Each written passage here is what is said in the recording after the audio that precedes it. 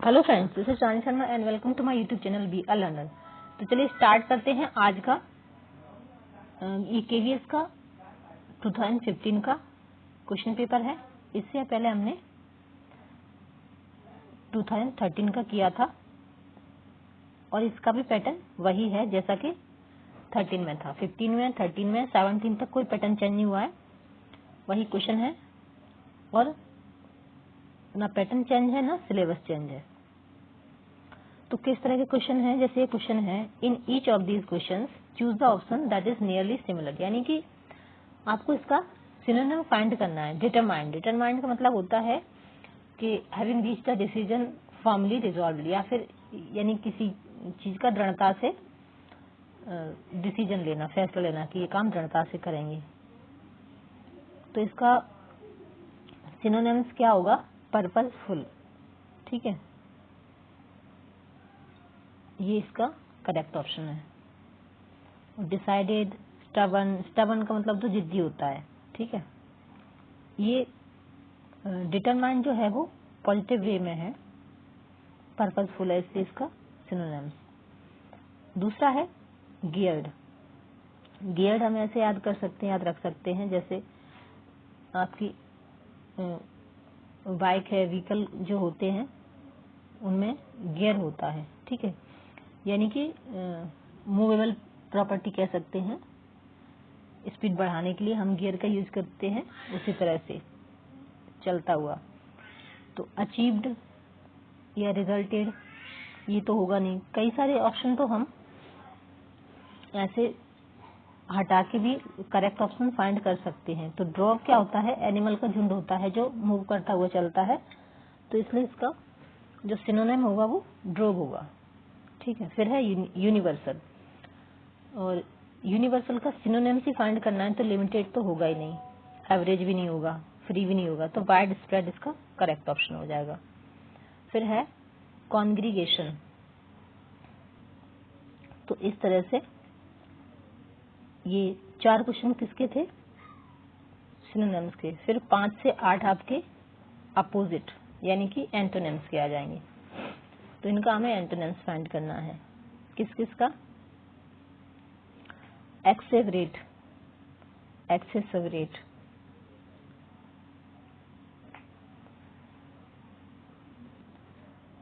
एक्सेसरेट, मीरेड। 7th है एम्बार्क्शन, एम्बार्क्शन, impulsive. और फिर 9th आ गया fill in the blanks, he was frightened. यहाँ आपको करेक्ट ऑप्शन फाइंड करना है, किसके साथ क्या आएगा? To be killed, to being killed, या फॉर बीइंग किल्ड, या ऑफ बीइंग किल्ड। तो ये किस तरह का क्वेश्चन है? ये आपके सेंटेंस फॉर्मेशन, प्रपोजिशन कौन सा आएगा इसके साथ में? फ्राइटेंड के साथ में। ठीक है, तो प्रपोजिशन का जैसा कि सिलेबस में दिया हुआ है, प्रपोजिशन है आपके, आर्टिकल्स हैं, वर्ब हैं, तो वहीं से क्वेश्चन आते हैं। और इसमें भी सेम वही क्वेश्चन है। टेंस है। ठीक है, ये क्वेश्चन नंबर 10 है, द सिचुएशन। तो इसमें आगे क्या आएगा? The situation continue to be paralysing, या फिर कंटिन्यू टू पैरालाइज्ड।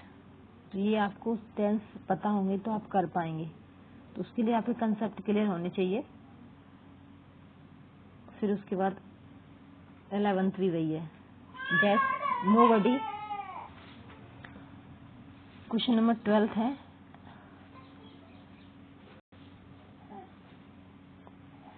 फिर 13 भी वही, he is a careful person, he never takes sides but remains. और 14, 15 चूज द वर्ड ऑफ और phrase which is incorrect in standard written English if there is no error. तो यहाँ आपको 4 option दिए हैं, किसमें मिस्टेक है वो फाइंड करना है, यदि किसी में नहीं है तो डी लगाना है।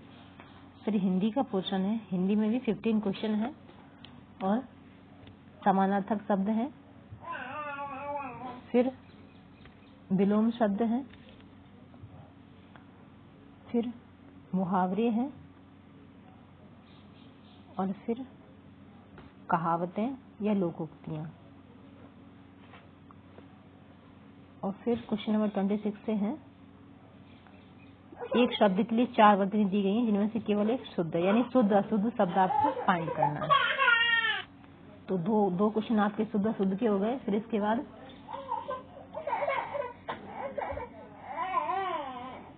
शब्द में व्यक्त करने वाला शब्द, जैसे रंगमंच पर एक शब्द आपको इसमें से रंगमंच पर पर्दे के पीछे का स्थान, उसको क्या कहेंगे? पृष्ठमंच, दर्शक दीर्घा, या नाट्य स्थल, या नेपथ्य। जिसके सिर पर चंद्रमा हो तो वो चंद्रशेखर होता है। और फेंक कर चलाया जाने वाला हथियार, तो ये आप इस तरह से याद कर सकते हो, जैसे दिव्यास्त्र होते हैं तो वो दूर से ही चलाए जा सकते हैं, तो हाथों से चलाया जाने वाला वो शस्त्र। ठीक है, यहाँ से आपका करंट अफेयर वाला पोर्शन स्टार्ट हो जाता है। करंट अफेयर में किस तरह क्वेश्चन आते हैं? ओलंपिक से आ जाएंगे। तो करंट अफेयर में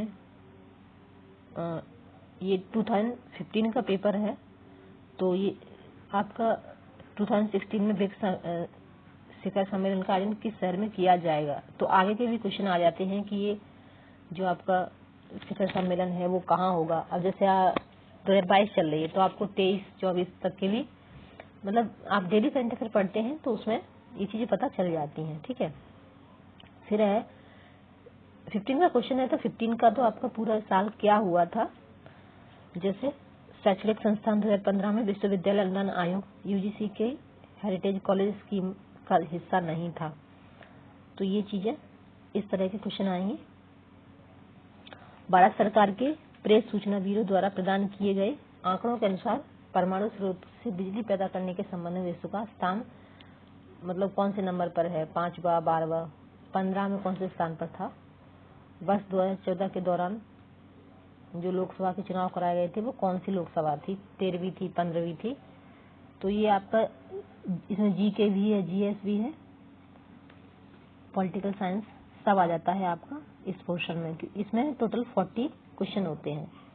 ठीक है, फिर 37 है, सत्या नडेला किस कंपनी के कार्यकारी अधिकारी है। तो कंप्यूटर का भी थोड़ा सा इसी में ऐड कर देते हैं एक आध क्वेश्चन। एयरलाइंस ने 2050 हवाई जहाज खरीदने के लिए एयरबस कंपनी के साथ एक सौदे पर हस्ताक्षर किए। तो आप करंट अफेयर्स पढ़ेंगे साल भर का, तो आपको इस तरह क्वेश्चन अपने आप पता चल जाएंगे। बड़ी मोबाइल वॉलेट ऐप जो है वो किसके द्वारा प्रस्तुत किया गया है। भारत सरकार के स्मार्ट सिटी मिशन के अंतर्गत चुने गए शहरों को 5 वर्ष के लिए प्रतिवर्ष कितने रुपए करोड़ की केंद्रीय आर्थिक सहायता मिलेगी। तो ये डेली आप एक करंट अफेयर का वीडियो देखेंगे तो उससे आपकी तैयारी हो जाएगी। भारत सरकार की किस योजना स्कीम को परिवारों के लिए सबसे बड़े नकदी अंतरण कार्यक्रम होने के लिए Guinness book of world records द्वारा मान्यता प्रदान की गई है।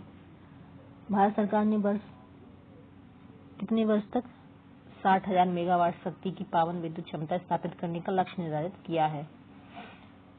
और संयुक्त राष्ट्र शैक्षणिक, तो इस तरह के क्वेश्चन है जो कि आपके जीके, जीएस, करंट अफेयर वाले पोर्शन में आते हैं।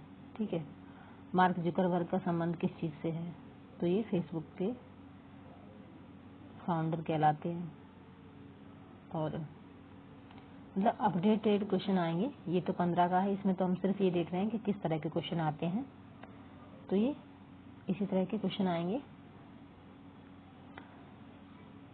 ये तो इस पोर्शन के लिए तो हमें सिर्फ इतना देखना है कि किस टाइप के क्वेश्चन आएंगे। बाकी प्रिपरेशन तो हमें अपना करंट अफेयर डेली न्यूज से कर सकते हैं, करंट अफेयर से कर सकते हैं। ठीक है, फिर यहाँ से आपका आ जाता है 71 से रीजनिंग आ जाती है। ठीक है, कि किसी कुट भाषा में थ्राइव्स को इस तरह से लिखा जाता है, उसी कुट भाषा में सोलफुल को कैसे लिखा जाएगा। और मोहन दक्षिण दिशा में डायरेक्शन वाले भी आते हैं आपके रीजनिंग में। ठीक है, श्रृंखला वाले, ये सारी रीजनिंग है। तो रीजनिंग का सिलेबस अलग से नहीं दिया गया है कीवीएस में, तो इस तरह से हम प्रीवियस ईयर क्वेश्चन पेपर को देख के अंदाजा लगा सकते हैं कि किस तरह के क्वेश्चन ज़्यादा पूछे जा सकते हैं। तो सीरीज वाले हैं, डायरेक्शन वाले हैं, ठीक है, ज़्यादातर सीरीज वाले ही हैं इसमें। और रीजनिंग थोड़े थोड़े सभी तरह के दिए गए हैं। फिर है रीजनिंग भी 40 मार्क्स की है, तो 110 तक क्वेश्चन आपका। फिर 111 से आपका क्या स्टार्ट हो जाएगा, चाइल्ड साइकोलॉजी, जिसमें टीचिंग मेथोडोलॉजी भी आ जाएगा। आम अर्थ में शिक्षण अभिक्षमता का अभिप्राय, तो ये क्वेश्चन नंबर 111 से टीचिंग मेथोडोलॉजी और child development and psychology 40 marks का ये आता है। और फिर ये साइकोलॉजी ही चलेगा 40 मार्क्स तक, जिसमें आपका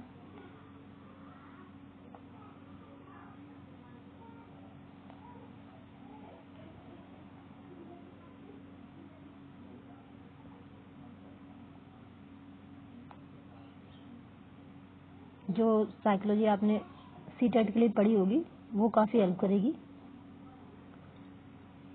क्योंकि इसमें आप क्वेश्चन देख पा रहे होंगे काफ़ी सारे क्वेश्चन उसी से मिलते जुलते हैं, लेकिन टीचिंग मेथोडोलॉजी थोड़ा सा और ऐड करना है। तो 150 क्वेश्चन हो गए और 150 ही मिनट मिलेंगे। तो इसी तरह का ये पेपर है। नेक्स्ट पेपर भी देख लेंगे ताकि पता चले कि कितने चीज़ें सेम ही रहती हैं। तो ज़्यादातर 13 और 15 में हमने देखा कोई ज़्यादा डिफरेंस नहीं है, क्वेश्चन के पैटर्न में और सिलेबस में सेम ही है। थैंक यू सो मच, मिलते हैं नेक्स्ट वीडियो में, तब तक के लिए धन्यवाद।